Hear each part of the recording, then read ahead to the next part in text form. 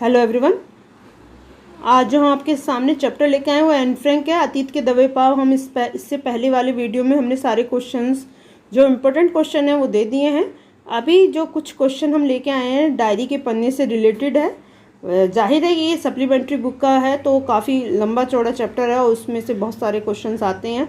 तो गत वर्षों में आए हुए जो क्वेश्चंस हैं वही हम इसमें लेके आए हैं, तो वीडियो को लास्ट तक ज़रूर देखें और इस बोर्ड परीक्षा से संबंधित जो कड़ी हमने बनाई है वीडियो के थ्रू, तो सब हमसे जुड़े रहें और इसके लिए मेरे चैनल को सब्सक्राइब कर लें। चलिए स्टार्ट करते हैं। डायरी के पन्ने ये अंत तक ज़रूर देखना जिससे सारे क्वेश्चंस आपको क्लियर हो जाएं। फर्स्ट क्वेश्चन दे रखा है, काश कोई तो होता जो मेरी भावनाओं की गंभीरता को समझ पाता। अफसोस ऐसे व्यक्ति मुझे अब तक नहीं मिला। क्या आपको लगता है कि एंक ने इस कथन में उसके डायरी लेखन का कारण छिपा है? तो आंसर कुछ इस प्रकार से, हमें लगता है कि अकेलेपन ही एन फ्रैंक की डायरी लेखन का कारण बना। यद्यपि वह अपने परिवार और वान दंपति के साथ अज्ञातवास में 2 वर्ष तक रही, लेकिन इस दौरान किसी ने उसकी भावनाओं को समझने का प्रयास नहीं किया। पीटर यद्यपि उससे प्यार करता है लेकिन केवल दोस्त की तरह, जबकि हर किसी की शारीरिक ज़रूरतें होती हैं, लेकिन पीटर उसकी इस ज़रूरत को नहीं समझ सका। माता पिता और बहन ने भी कभी उनकी भावनाओं को गंभीरता से नहीं लिया। समझी शायद इसी कारण वह डायरी लिखती होगी या लिखने लगी। नेक्स्ट क्वेश्चन है जो कि बहुत इंपॉर्टेंट क्वेश्चन है और अभी तक आ रहा है, अभी कुछ आपके प्रैक्टिस टेस्ट में भी इसमें दिया गया है। क्वेश्चन कुछ इस प्रकार से है कि प्रकृति प्रदत्त प्रजनन शक्ति के उपयोग का अधिकार बच्चे पैदा करे या न करे अथवा कितने बच्चे पैदा करे, इसकी स्वतंत्रता स्त्री से छीन कर हमारी विश्व व्यवस्था ने सिर्फ स्त्रियों की व्यक्तिगत विकास के अनेक अवसरों से वंचित किया है, बल्कि जनाधिक्य की समस्या भी पैदा की है।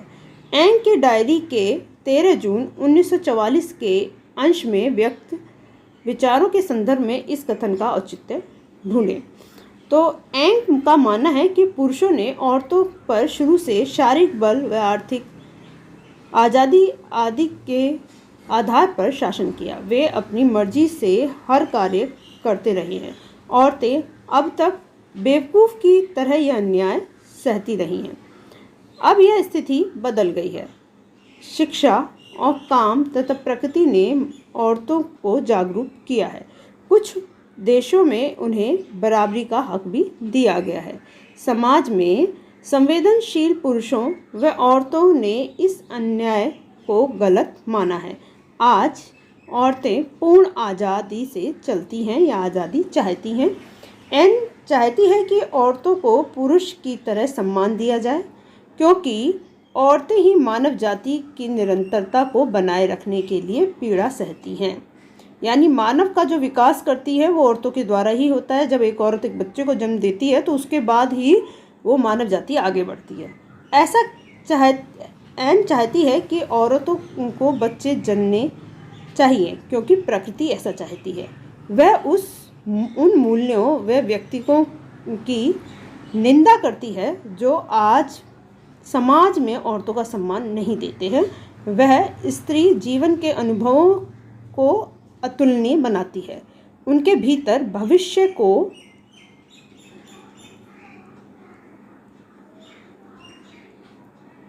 लेकर आशा व सपने हैं। उससे उम्मीद है कि आगामी सदी में औरतों द्वारा बच्चे पैदा करने वाली स्थिति बदलेगी और उन्हें ज़्यादा सम्मान व हक मिलेगा। क्वेश्चन नंबर 3 दे रखा है, एंक की डायरी अगर एक ऐतिहासिक दौर का जीवंत दस्तावेज है तो साथ ही उसके निजी सुख दुख और भावनात्मक उथल पथल का भी। इन पृष्ठों में दोनों का फर्क मिट गया है। इस कथन पर विचार करते हुए अपनी सहमति व असहमति तर्कपूर्ण व्यक्त कीजिए। तो एक बात का ध्यान रखना कि अगर एन फ्रैंक का भी पूछा गया है उसके बाद आपका भी विचार पूछा गया है तो अपने विचार का आंसर ज़रूर देना, क्योंकि इससे आपके क्वेश्चन को आंसर उसको डिवाइड कर देता है और उसी में आपके मार्क्स भी डिवाइड हो जाते हैं। चलिए, इसका आंसर है, एंक ने जब डायरी लिखी वह बहुत ही कठिन दौर था। उस दौर में यहूदियों का जीवन बहुत कष्टकारी था। उस भयानक ऐतिहासिक दौर का जीवंत दस्तावेज इस डायरी के द्वारा प्रस्तुत किया गया है। इसी डायरी में अपने अकेलेपन का चित्रण भी एन ने किया है। एन ने लिखा है कि मुझे कभी ऐसे व्यक्ति नहीं मिला जो मेरी भावना को समझ सके।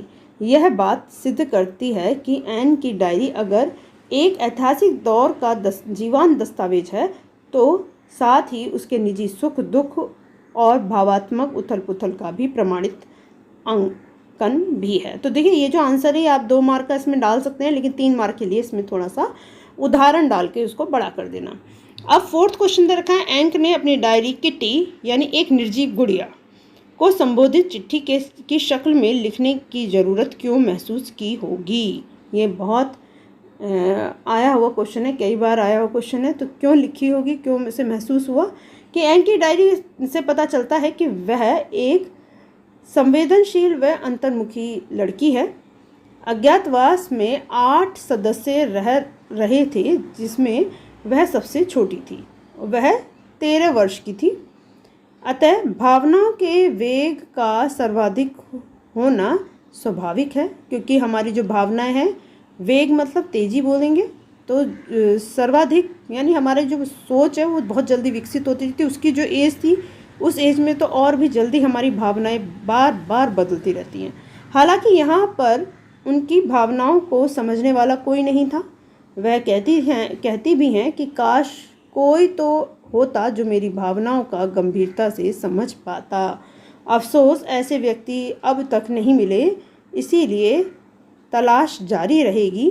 एंक खुद को औरों से बेहतर समझती हैं और पीटर से भी वह खुलकर बात नहीं करती। वह अपने प्रिय व एकांत की सहयोगिनी गुड़िया से बात करती हैं तथा चिट्ठी के रूप में अपनी भावनाएं व्यक्त करती हैं।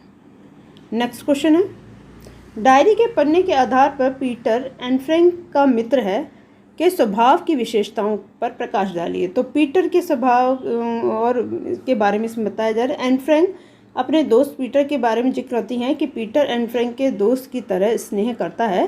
स्वयं एन फ्रैंक के शब्दों में उनके स्नेह दिन पर दिन बढ़ता ही जा रहा था। पीटर अच्छा व भला लड़का था। धर्म के प्रति नफरत, खाने के बारे में उनका बातें करना आदि उसे अलग बनाता था। वह एन की आपत्तिजनक बातें भी सुन लेता है, जिन्हें कहने की वह अपनी मम्मी को भी इजाज़त नहीं देता है। यह दृढ़ निश्चय है कि वह अपने ऊपर लगे आरोपों के बेबुनियाद साबित करने में लगा हुआ है। वह अंतर्मुखी है। वह अपने जीवन में किसी को हस्तक्षेप नहीं करने देता। वह शांति प्रिय, सहनशील व बेहद सहज आत्मीय व्यक्ति है। एंक व्यक्त करती हैं। एंक ने उनके बारे में, उसके स्वभाव के बारे में जो बताया वो ये है। नेक्स्ट क्वेश्चन है, एंक की डायरी उसकी निजी भावात्मक उथल पुथल का दस्तावेज भी है। इस कथन पर विवेचना कीजिए। तो ये पहले भी क्वेश्चन आ चुका है, बस इसको लिखने का तरीका अलग हो गया है। देखिए, आप देखोगे तो घूम फिर के 3 ही पैराग्राफ आपके तैयार होंगे जो हर एक क्वेश्चन के आंसर में आ सकते हैं। तो एन फ्रैंक और उनका परिवार हिटलर के नस्लवादी नीति का शिकार था। उन्हें 2 वर्ष तक गुप्तवास में छिपकर रहना पड़ा था। जब वह गुप्तवास के लिए गए तो उस समय उनकी आयु 13 वर्ष की थी। उनकी इतनी कम आयु में उन्हें जीवन के भयंकर संकट से गुजरना पड़ा। उनके अस्तित्व पर भी संकट आ गया था। एन की संवेदनाओं का विकास छिपने से पहले ही हो चुका था। उनके भीतर अपने व्यक्तित्व की पहचान आदि की उथल पुथल पहले से ही चल रही थी। वह व्यक्तिगत जीवन में पारिवारिक जीवन और सामाजिक जीवन के विभिन्न पहलुओं को समझने का प्रयास करती हैं। एन ने गुप्त आवास में जो 2 वर्ष बिताए, वे 2 वर्ष विश्व इतिहास में भी महत्वपूर्ण थे। हिटलर की नीतियों ने उनके जीवन में को तहस नहस कर दिया, उनका विकास अवरुद्ध कर दिया। इसीलिए उनकी अपनी डायरी में युद्ध व राजनीति से जुड़ी बातें बताते हुए निजी जीवन के कष्टकारी क्षणों को व्यक्त किया है। एन फ्रैंक की डायरी को एक महत्वपूर्ण दस्तावेज क्यों माना जाता है? एन फ्रैंक की डायरी एक महत्वपूर्ण दस्तावेज है। यह डायरी 2 वर्ष के अज्ञातवास के दौरान लिखी गई। 12 जून 1942 को उनके जन्मदिन के पर एक सफ़ेद व लाल कपड़े की जिल्द वाली नोटबुक उन्हें उपहार के तौर पर मिली थी। तभी से उनकी एक गुड़िया किट्टी को संबोधित करके लिखनी शुरू की। तब तक गोपनीय जीवन शुरू नहीं हुआ था। महीने भर के अंदर ही वह अज्ञातवास झेलना पड़ा उन्हें। एन की डायरी लिखना जारी रहा। उसने आखिरी हिस्सा 1 अगस्त 1944 को लिखा। उसके बाद वह नाजी पुलिस के हत्थे चढ़ गईं। यह डायरी इतिहास के सबसे बड़े आतंकप्रद व दर्दनाक अध्याय का साक्षात अनुभव का बयान करती हैं और एन फ्रैंक उस दर्द की साक्षी भोगता थी। वह संवेदनशील थी। उनकी आयु या उम्र आने वाले दूषणों से भी पूरी तरह अछूती थी। इस डायरी में भय, आतंक, भूख, प्यास, मानवीय संवेदना, प्रेम, घृणा, बढ़ती उम्र, तकलीफ व हवाई हमले का डर, पकड़े जाने के लगातार डर, 13 आयु की उम्र के सपने, कल्पनाएं, बाहरी दुनिया से अलग थलग पड़े जाने की पीड़ा, मानसिक शारीरिक ज़रूरत, हंसी मजाक, युद्ध की पीड़ा, अकेलापन सभी कुछ था। यह डायरी यहूदियों पर ढाए हुए जुल्मों का जीवंत दस्तावेज है। क्वेश्चन नंबर 8 आपका दे रखा है कि डायरी के पन्ने के आधार पर औरतों की शिक्षा और उनके मानवीय अधिकार के बारे में एन के विचार को अपने शब्दों में लिखिए। सीबीएसई द्वारा ये दिया गया मोस्ट इम्पोर्टेंट क्वेश्चन है, इसलिए इस क्वेश्चन को तो जरूर ही लर्न कर लें। दूसरी तरह से क्वेश्चन कुछ इस प्रकार से आ सकता है कि महिलाओं के अधिकारों व जीवन शैली के बारे में एन फ्रैंक के विचारों की समीक्षा जीवन मूल्यों के आधार पर कीजिए। एन स्त्री की दिशा पर उनकी अपनी बेबाक राय व्यक्त करती हैं। वह स्त्रियों की स्थिति को बहुत अन्याय कहती हैं। उनका मानना है कि शारीरिक अक्षम को बहाना बनाकर पुरुष ने स्त्रियों को घर में बांध कर रखा है। एन इसे बेवकूफ़ी कहती हैं। वह कहती हैं कि प्रसव पीड़ा दुनिया की सबसे बड़ी तकलीफ़ है। इस तकलीफ़ को भी झेलकर स्त्री मनुष्य जाति को जीवित रखे हुए है। वह स्त्रियों का विरोध व असम्मान करने वाले मूल्यों व मनुष्यों की निंदा करना चाहती हैं।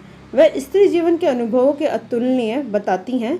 वह स्त्री को भी सैनिक के सम्मान की तरह सम्मानित करना चाहती हैं। उनके भीतर भविष्य को लेकर सपने हैं कि अगली सदी में स्थिति बदलेगी और बच्चे पैदा करने वाली स्थिति बदलकर स्त्रियों को ज़्यादातर सम्मान व सराहना प्राप्त होगी।